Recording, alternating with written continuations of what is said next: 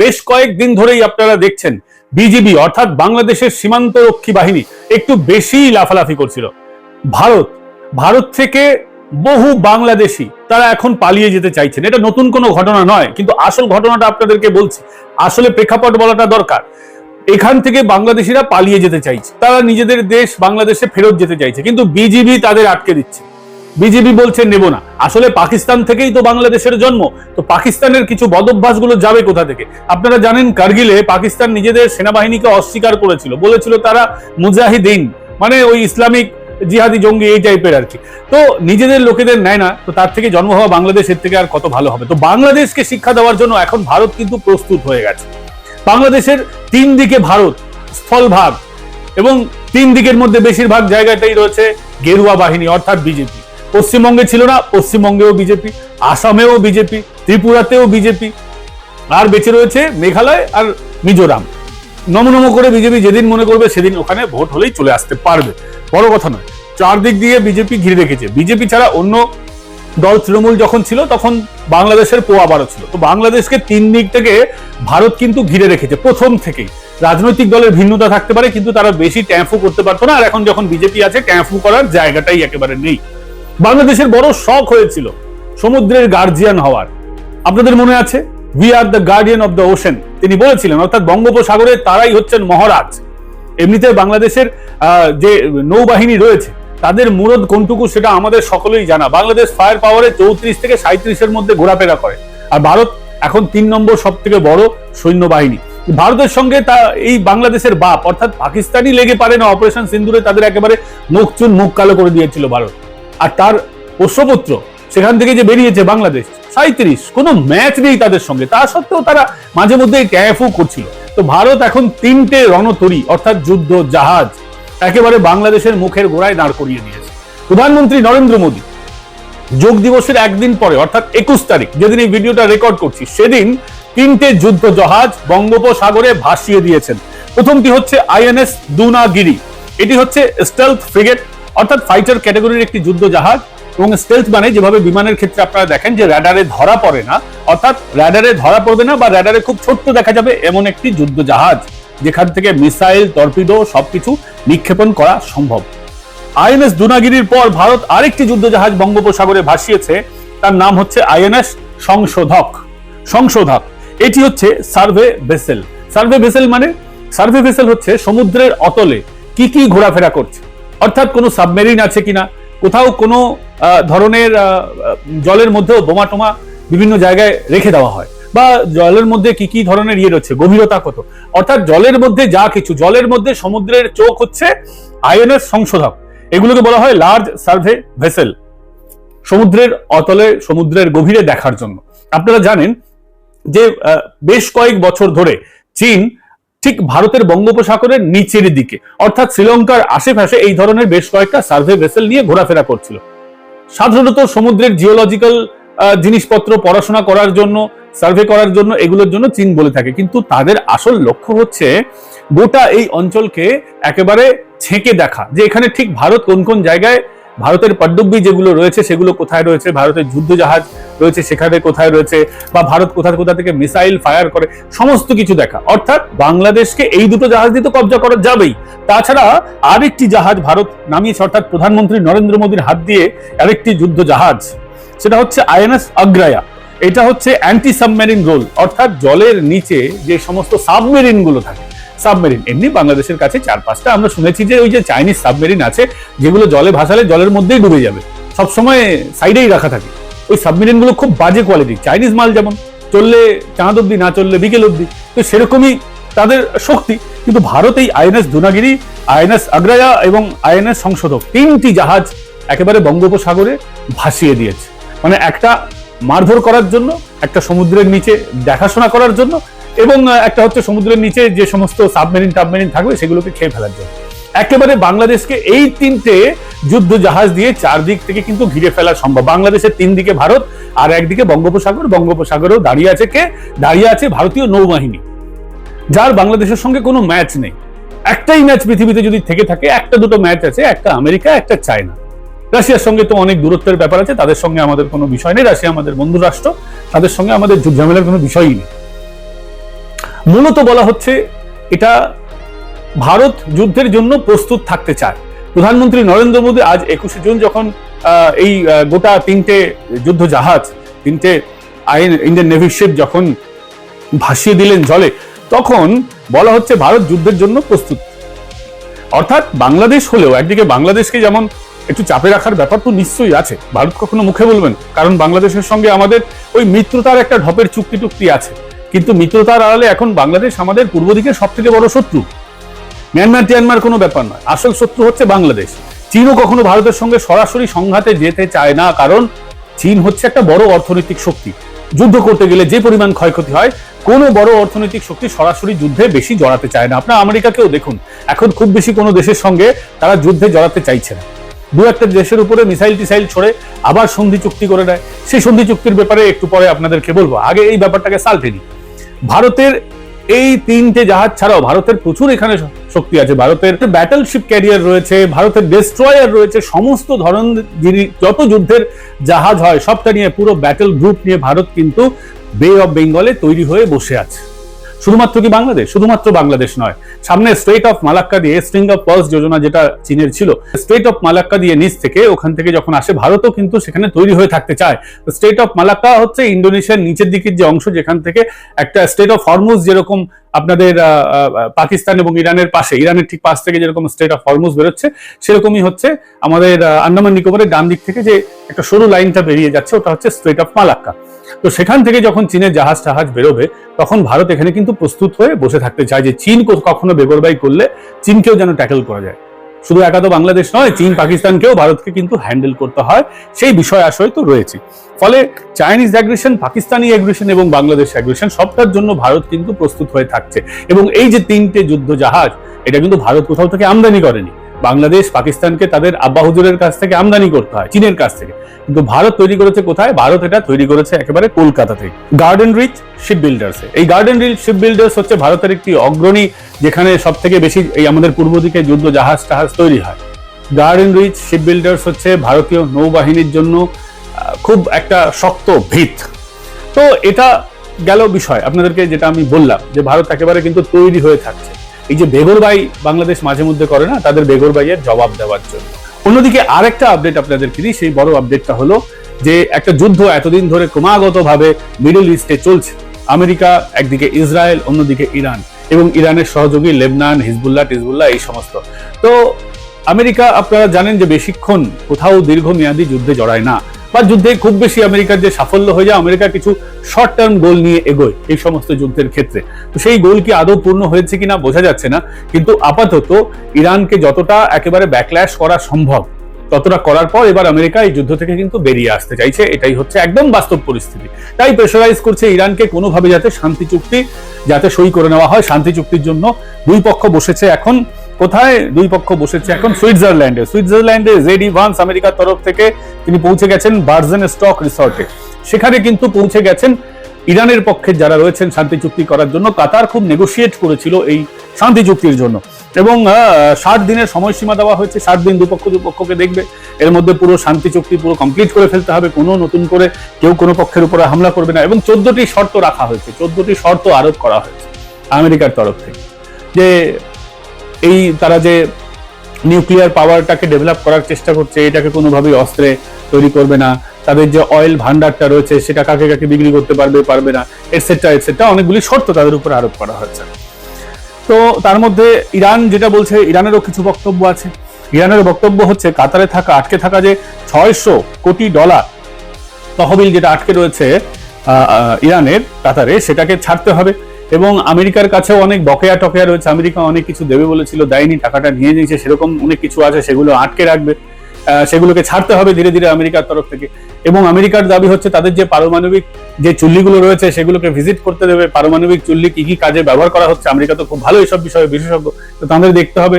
আরো কয়েকটা রাষ্ট্র রয়েছে, ইসরায়েলকেও তাদের কনফিডেন্সে নিতে হবে, নতুন করে ইসরায়েলের উপরে আক্রমণ করা যাবে না। অন্যদিকে ইরানও বলছে যে লেবনানের উপরে যে আক্রমণ হচ্ছে সেগুলোকেও বন্ধ রাখতে হবে, কোনো নতুন করে কোনো তাদের বন্ধু রাষ্ট্রের উপরে, মিত্র রাষ্ট্রের উপরে হামলা করা যাবে না, এইগুলো রয়েছে।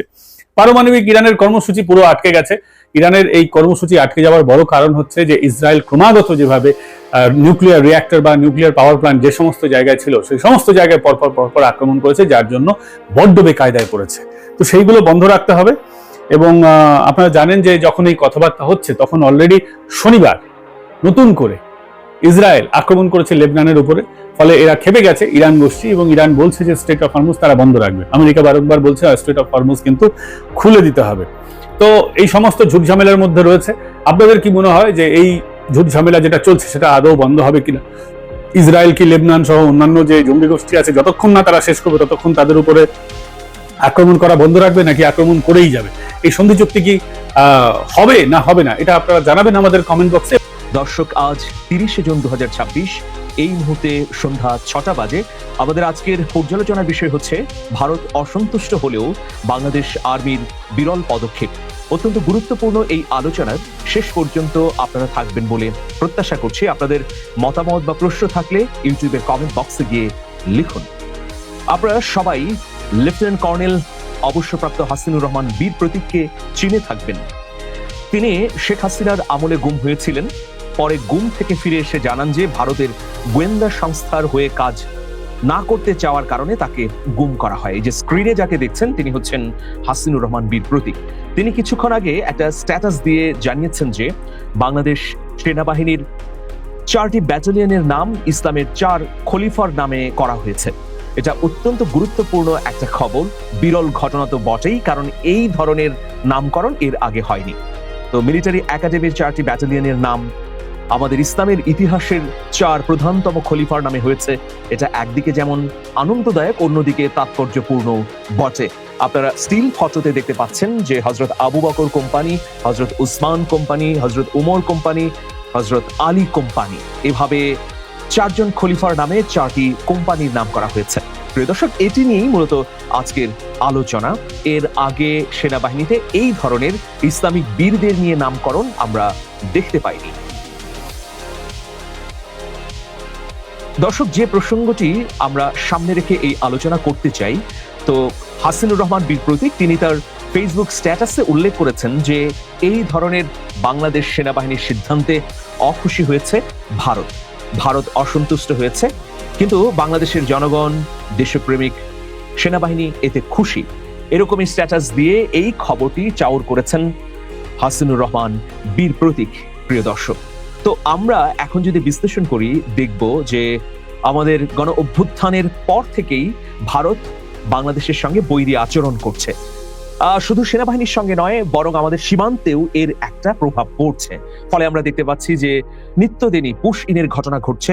আমাদের বিজেপির চোখ কিন্তু ফাঁকি দিতে পারছে না। ফলে বিজেপি এসব পুশ ইন ঠেকিয়ে দিচ্ছে, বরং পুশ ব্যাক করছে। কিন্তু যে অমানবিক পরিস্থিতি তৈরি হয়েছে সীমান্তে, সেটা আসলে খুবই দুঃখজনক। ভারত থেকে ধরে আনা সাধারণ বাংলা ভাষাভাষী মুসলমানদেরকে বাংলাদেশের দিকে ঠেলে দেওয়ার একটা অপচেষ্টা করা হচ্ছে। 24 ঘন্টা থেকে 72 ঘন্টাও তাদের খোলা আকাশের নিচে বসিয়ে রাখা হচ্ছে। কিন্তু বিএসএফ এর এইসব অপচেষ্টার পরিপ্রেক্ষিতে বাংলাদেশের বর্ডার গার্ড যখন সাহসী ভূমিকা পালন করছে, তখন কিন্তু ভারতীয় বাহিনী পিছু হচ্ছে। তো এইরকম ঘটনার মধ্যেই আমাদের কাছে এই খবরটি এলো। এটি খুবই তাৎপর্যপূর্ণ। প্রিয় দর্শক, এর আগে আপনারা দেখে থাকবেন যে আমাদের সেনাবাহিনী প্রধান জেনারেল ওয়াকারুজ্জামান তিনি একটি বক্তৃতায় বলেছেন যে সেনাবাহিনীর সদস্যদের অবশ্যই ধর্মীয় মূল্যবোধকে অনুসরণ করতে হবে। এই বক্তব্য দেওয়ার পর অনেকেই উষ্মা প্রকাশ করেছেন। যারা ধর্মের বিরুদ্ধে অবস্থান নেন তারাই মূলত এই অবস্থান নিয়েছেন। তারা বলেছেন যে সেনাবাহিনীকে ধর্মীয়করণ বা ইসলামীকরণ করা হচ্ছে, এর জন্য সেনাপ্রধান জেনারেল ওয়াকারুজ্জামানের প্রতি দায় তারা ছুড়ে দিয়েছেন। কিন্তু আমরা মনে করি সেনাপ্রধান জেনারেল ওয়াকারুজ্জামান যে বক্তব্য দিয়েছেন এটি যথার্থই রয়েছে। সভ্যতার বিকাশের সঙ্গে ধর্মের অত্যন্ত গুরুত্বপূর্ণ ভূমিকা রয়েছে। ধর্মহীন সভ্যতা কতটুকু সভ্য সেটা নিয়ে প্রশ্ন আছে। আমি সব ধর্মের কথাই বলছি। ইসলাম ছাড়াও যে অন্য ধর্ম আছে, সেই সব ধর্মের মূল্যবোধ যদি মানুষ তার স্ব আদর্শ এবং ধর্মীয় জায়গা থেকে গ্রহণ করতে পারে, তাহলে জীবন সুন্দর হতে পারে নিঃসন্দেহে। তো জেনারেল ওয়াকারুজ্জামান সংখ্যাগরিষ্ঠ সেনা সদস্য যারা মুসলিম তাদেরকে ইসলাম ধর্মে অনুপ্রাণিত হবার যেমন আহ্বান করেছেন, একইভাবে তিনি অন্য ধর্মের মানুষদেরও স্ব ধর্মের প্রতি অনুগত বা তার মূল্যবোধ গ্রহণ করার আহ্বানটি করেছেন। এতে যারা ক্ষুব্ধ হয়েছেন নিশ্চিতভাবেই বলা যায় যে তারা মানুষের মৌলিক অধিকারের বিরোধী। তাছাড়া আপনারা দেখেছেন যে সেনাপ্রধান ওবরা শেষ করে বাংলাদেশে ফেরার পর তার কর্মক্ষেত্রে যখন আসেন তখন আমরা তাকে শ্বশ্রুমণ্ডিত দেখেছি। এই শ্বশ্রুমণ্ডিত সেনাপ্রধানের মুখাবয়ব নিয়ে বা ছবি নিয়ে অনেকে ট্রল করেছেন, যেটাও আসলে ব্যক্তি স্বাধীনতার উপর এক ধরনের হস্তক্ষেপ বলে মনে করছি। তো বাংলাদেশ সেনাবাহিনীতে এই যে ঘটনাটি ঘটলো, যে ধরনের ঘটনা, এটি প্রথম ঘটলো যে ইসলামের 4 প্রধানতম খলিফা হযরত উমর রাদিয়াল্লাহু আনহু, হযরত আবু বকর রাদিয়াল্লাহু আনহু, হযরত আলী রাদিয়াল্লাহু আনহু, হযরত উসমান রাদিয়াল্লাহু আনহু, এই 4 খলিফার নামে 4টি ব্যাটালিয়ন হলো। আপনারা সবাই জানেন যে মহানবী হযরত মুহাম্মদ সাল্লাল্লাহু আলাইহি সাল্লামের ঘনিষ্ঠ ভাজন এই 4 জন। বিশ্লেষকদের মতে এটি সেনাবাহিনীর অভ্যন্তরে ক্রমবর্ধমান ধর্মীয় প্রভাব বা ইসলামপন্থী প্রবণতার একটি ইঙ্গিত হিসেবে দেখা হচ্ছে। উল্লেখ্য যে স্বাধীনতা যুদ্ধের আদর্শ থেকে অনুপ্রাণিত বাংলাদেশ সেনাবাহিনীতে এই ধরনের নামকরণ নতুন একটি দৃষ্টান্ত। দেখুন, এই নামকরণের পর ভারতের গণমাধ্যম এবং সাউথ ব্লক এটাকে ভিন্নভাবে বিশ্লেষণ করার চেষ্টা করছে। সেই জন্যই সম্ভবত হাসিনুর রহমান বীর প্রতীক তিনি বলেছেন যে অসন্তুষ্ট ভারত। আমাদের কথা হচ্ছে যে ব্যক্তি, প্রতিষ্ঠান বা গোষ্ঠী হন না কেন, তারা যদি অসন্তুষ্ট হয়ে থাকেন তাতে আমাদের ধর্তব্যে নেওয়ার কিছু নেই। আমরা স্বাধীন সার্বভৌম রাষ্ট্র হিসেবে আমাদের সেনাবাহিনী, বেসামরিক যে কোনো প্রতিষ্ঠান, সরকারি সাংবিধানিক প্রতিষ্ঠানগুলো প্রণোদিত হয়ে উদ্যোগ গ্রহণ করবে, স্বাধীনভাবে সিদ্ধান্ত গ্রহণ করবে, এটাই হচ্ছে কাম্য। এতে পাকিস্তান বা ভারত অখুশি হলো না সন্তুষ্ট হলো তা দেখবার কি কোনো প্রয়োজন আছে? এই প্রশ্নটিও আমি ছুড়ে দিলাম প্রিয় দর্শক।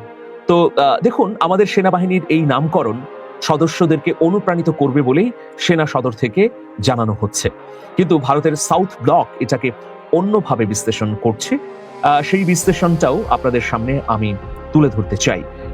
দেখুন, 18 জুন বাংলাদেশ মিলিটারি একাডেমি ভাটিয়ারিতে আনুষ্ঠানিকভাবে 2য় বাংলাদেশ ব্যাটালিয়ন প্রতিষ্ঠা হয়। সেনাবাহিনী প্রধান জেনারেল ওয়াকারুজ্জামান ব্যাটালিয়নটির উদ্বোধন করেন। তিনি এই বছরের মে মাসের দিকে হজ পালন করেছিলেন। বাংলাদেশ সেনাবাহিনীর সূত্র জানাচ্ছে যে প্রাথমিক ব্যাটালিয়নটি বাংলাদেশ মিলিটারি একাডেমির বিদ্যমান অবকাঠামো ব্যবহার করে কার্যক্রম পরিচালনা করবে। পরবর্তীতে এটিকে একটি স্বতন্ত্র স্থানে স্থানান্তর করা হবে। তো সাউথ ব্লক যেভাবে মূল্যায়ন করছে, ভারতের গণমাধ্যমগুলো যেভাবে এটা বিশ্লেষণ করছে, তার চুম্বক অংশ তুলে ধরছি। তারা লিখেছে 2024 সালের আগস্টে রাজনৈতিক পথ পরিবর্তনের পর বাংলাদেশ সেনাবাহিনীর অভ্যন্তরে ধর্মীয় রক্ষণশীলতা বৃদ্ধি এবং ইসলামীকরণের প্রবণতা নিয়ে দেশীয় ও আন্তর্জাতিক পর্যবেক্ষকদের মধ্যে ব্যাপক আলোচনা শুরু হয়েছে। তাদের মতে সেনাবাহিনীর বিভিন্ন প্রতিষ্ঠান, সংস্কৃতি ও কর্মকাণ্ডে ধর্মীয় প্রভাবের কিছু দৃশ্যমান পরিবর্তন লক্ষ্য করা যাচ্ছে।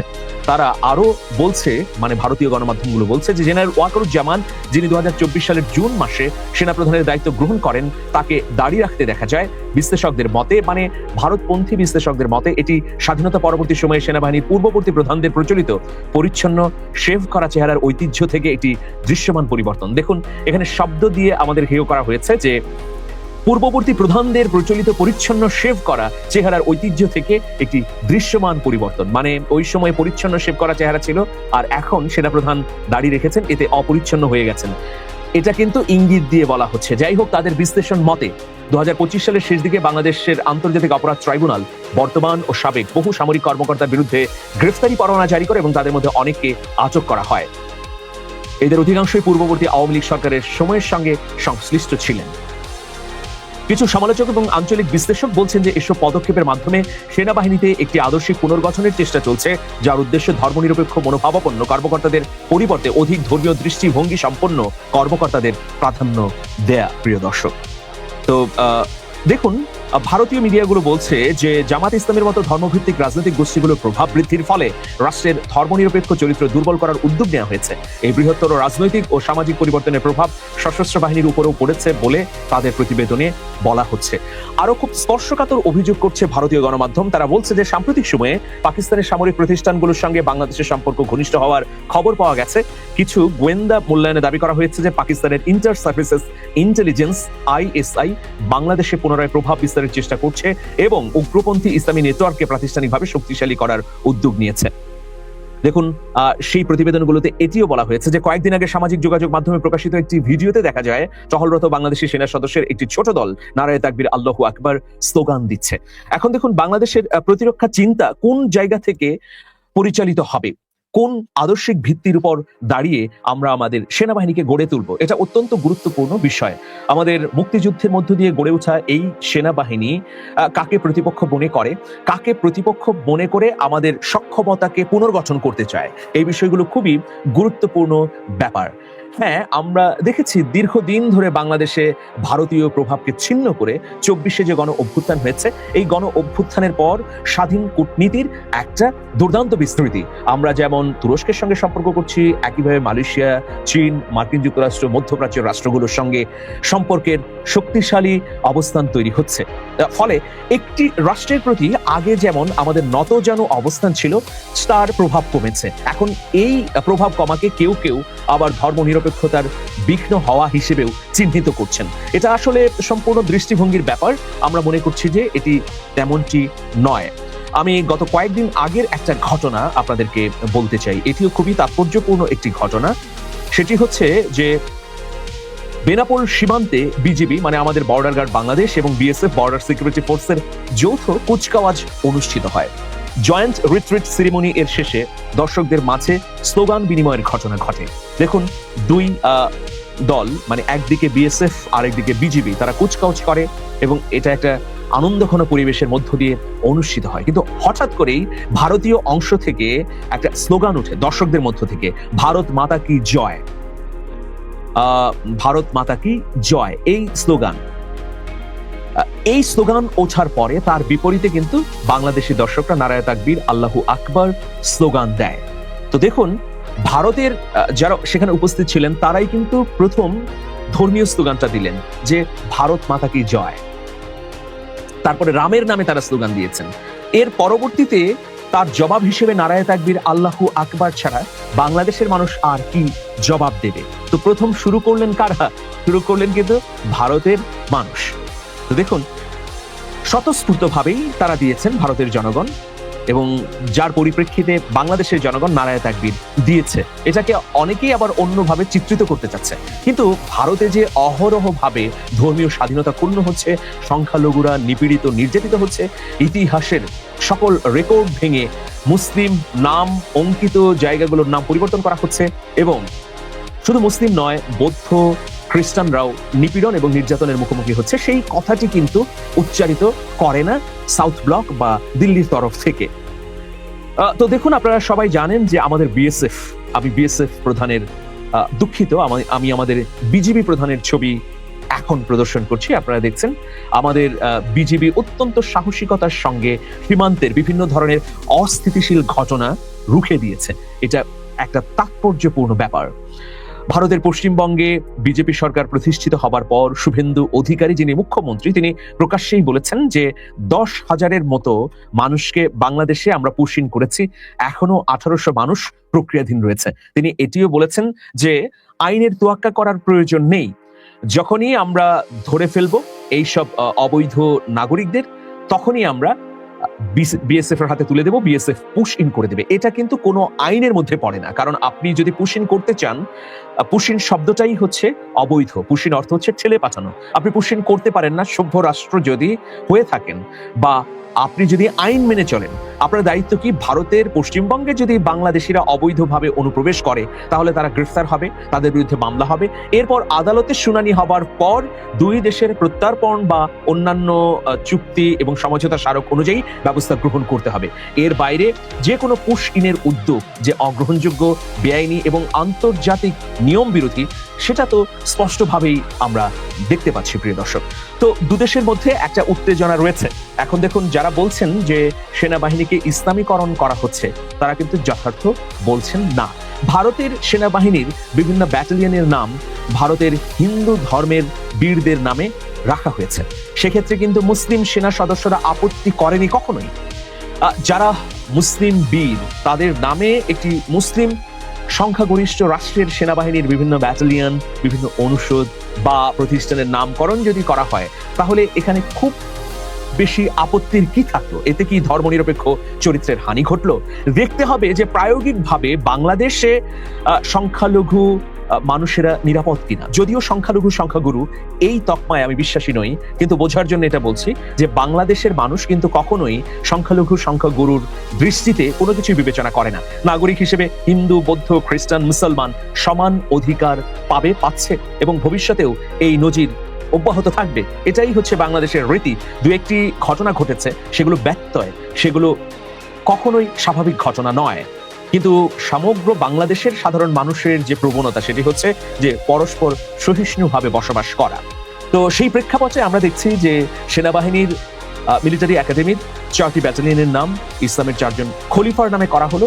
এর মধ্য দিয়ে বরং বীরদের প্রতি শ্রদ্ধা জানানো হলো।